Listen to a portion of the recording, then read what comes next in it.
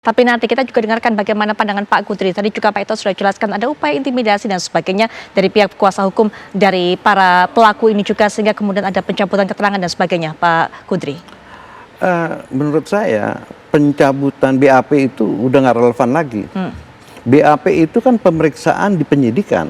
Sekarang ini kan sudah inkrah, sudah diputus. Jadi itu kan ada pemeriksaan di muka sidang. Jadi kekuatan pemeriksaan di muka sidang itu jauh kuat dibandingkan BAP. Ya kita juga bukan dalam perkara ini. Ya semua orang banyak ya kan. Kadang-kadang kan ditanya ya kan, apa alasannya dia cabut BAP, ya kan? Kalau dianggap alasannya tidak saya, boleh kamu cabut. Tapi kan yang penting itu adalah keterangan di muka sidang.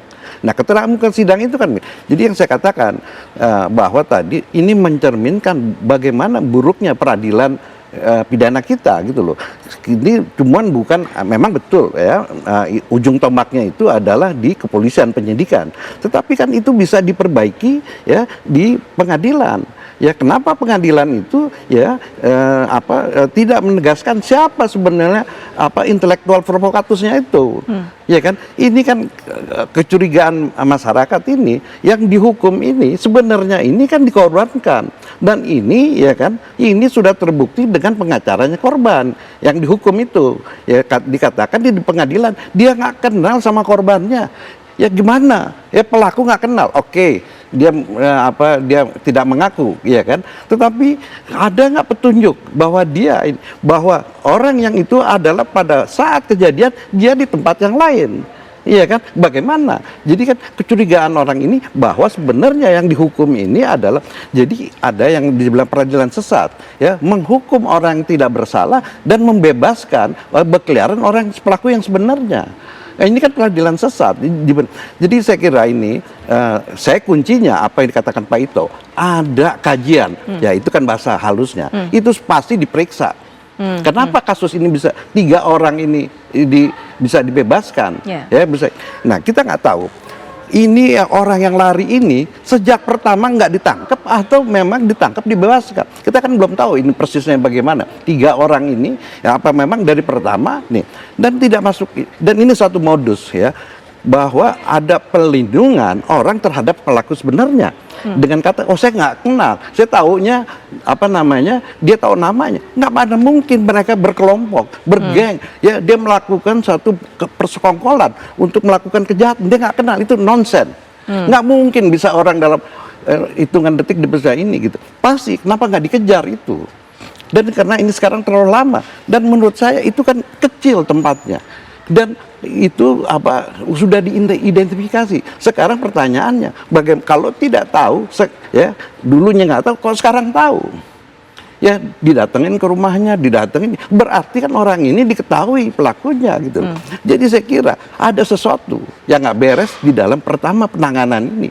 Saya setuju dengan Pak Ito bahwa itu diperiksa, pasti kena ini. Jadi ini kan kita ambil hikmahnya bahwa kan sistem supervisi di polisi itu sama, ada pengawas. Kalau orang tidak puas terhadap di Polres, dia bisa mengadu entah itu ke inspektorat, ya, ke atasan lebih kata atau pengawasan daerah, dan bertingkat sampai tingkat yang pusat ini. Kenapa ini nggak berjalan? Inilah yang saya katakan tadi, bahwa untuk mengakses keadilan dan memperoleh keadilan sekarang itu mahal.